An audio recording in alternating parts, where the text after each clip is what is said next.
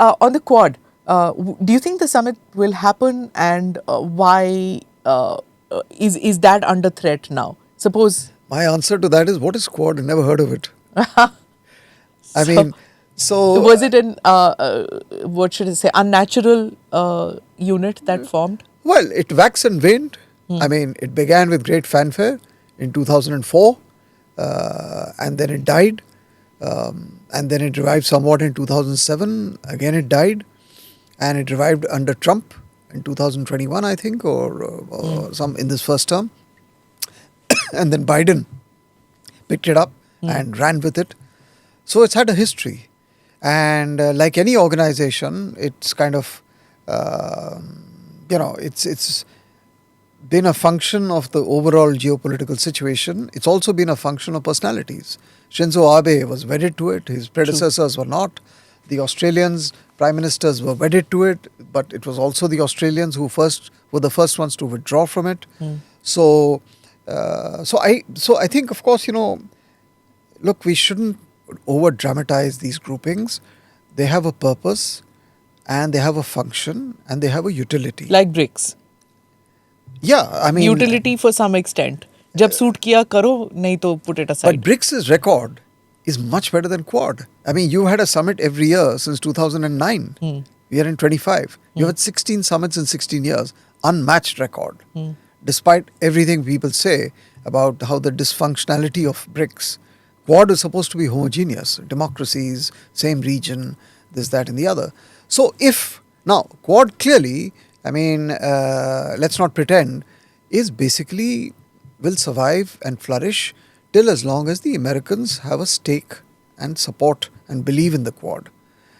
A Quad minus America, which basically Japan, Australia, India. We are in any case doing what we have to with Japan and with Australia. We have excellent bilateral defense security ties with them. Now, there was a time when we needed the Quad because we had our border clashes with China. There was a understanding among all Quad members that if you had to face the China challenge of the next coming decades, none of us can do it alone. You need to work together. Now, if in the wisdom of President Trump, he thinks there are different instruments he has to deal with the China challenge, and Quad is not one of them, or is a very subsidiary element, then naturally the momentum or the ballast for Quad will reduce. So now we put Quad in the back burner. We bring in Shanghai Cooperation in front, and we bring NAM in front, which had been put in the back burner earlier. Is that it? Is that our dynamics now? No, you're talking about India. I was talking India. about America. I'm talking about India. No, so India will. I mean, the global South, not NAM. We should use the new terminology. No, so I think India will continue to go through the processes of inviting people for the Quad Summit. It's a different matter who comes, but it is India's turn. But if DJT goes first to Pakistan, first to Islamabad, and then comes for Quad in India, no thank you. Look, I think we can't stop him.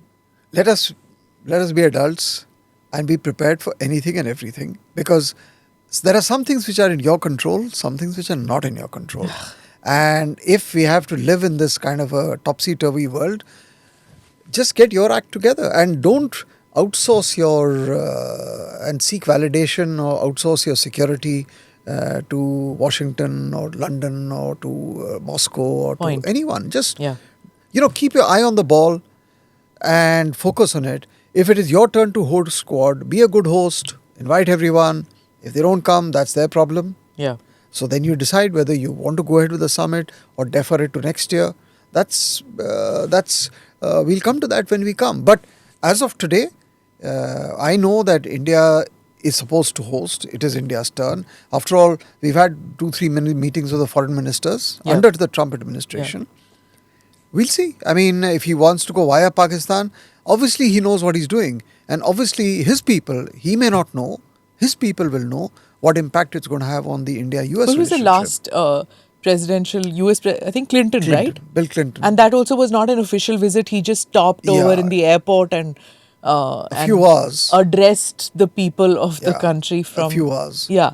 After hours. That, there's been no US presidential visit. So, if the American... That itself is for him, oh, really? I'll be the first one? just like he did North Korea, Yeah. he'd probably do that. But you know, he can go. I mean, he can go That's once, his twice, problem. thrice. Yeah. It's not going to change the destiny of Pakistan, right? Oh. I mean, if Will it? I don't know.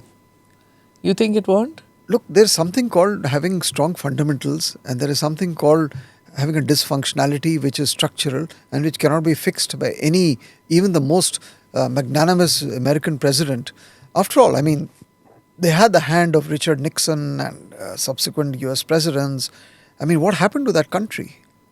I mean, you know and I know what happened to it. If the benevolence of the Americans was the key, Good luck. or the generosity, you don't like them. No, benevolence of the Americans. Good luck to them. Or the then. generosity of the Chinese, BRI and so on.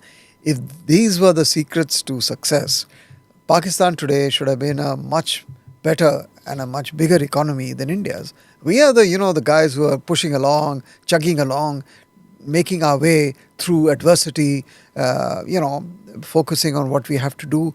And we are there where we are through hard work, not through the goodwill or the or of anyone else. I mean, we've earned where we are today.